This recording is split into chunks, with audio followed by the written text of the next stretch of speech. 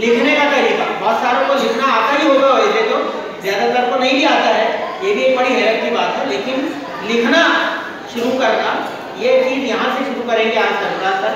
और हर टीचर वैसे बताएगा कि सवाल नंबर 1 लिखा कैसे जाए, हाशिया कैसे बनाया जाए, कौन सी चीज़ को लिखना जरूरी है, कि सिर्फ जवाब नंबर 1 जवाब नंबर 2 लिखना है, ऐसा नहीं। ये सब चीज़ें यहाँ पर आपको पूरी बतानी है। अगर आप ट्रांसलेशन हल करते हैं तो बहुत कुछ मदद मिल सकती है आपको, छोड़ना नहीं है एक सवाल। तो किसी भी सब्जेक्ट में एक भी सवाल पूछने से आपके 4 से 6 मार्क्स फौरी तौर पर कम हो जाते हैं। समझ में आ रहा है गाँव गाँव? यानी आप 80 मार्क्स का जब पेपर दिए हैं, 6 मार्क्स का जब नहीं हल किया तो 74 मार्क्स पहले ही हो चुके हैं।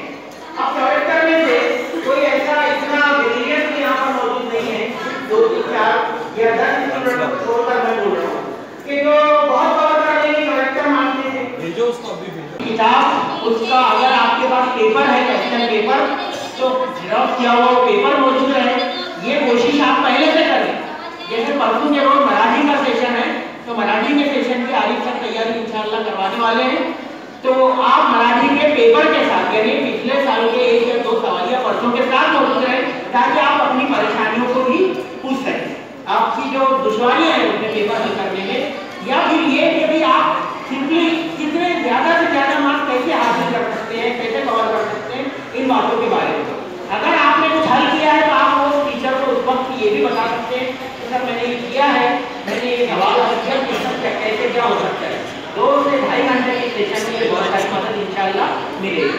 क्या आपको ऊपर लिखना पड़ा, जब जाएगा तो कौन टीचर था वो मैं पता करूँगा। जब हमने इंस्ट्रक्शन दी तो फिर फौरी तौर पर आप लिख जाए, इसका मतलब भगदड़ मचा के नहीं, बल्कि लाइफ में फौरी तौर पर जो है यहाँ ये है उसका तरीका। समझ में आ गई बात?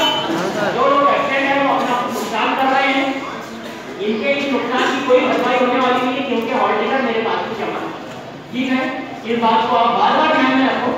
और बाल के और इसके मामला पहले भी बताए गए थे, आप लोगों के ज्यादातर के नंबर चाचा नेहरू हाई स्कूल, किया हाई स्कूल, एवीएस वगैरह जैसे स्कूलों में लगे थे। तो मैं आपको फिर से जोगीलाल पोद्दार हाई स्कूल, यानी सब जो है आप समझ सकते हैं कि गैर उर्दू स्कूलों में लगे।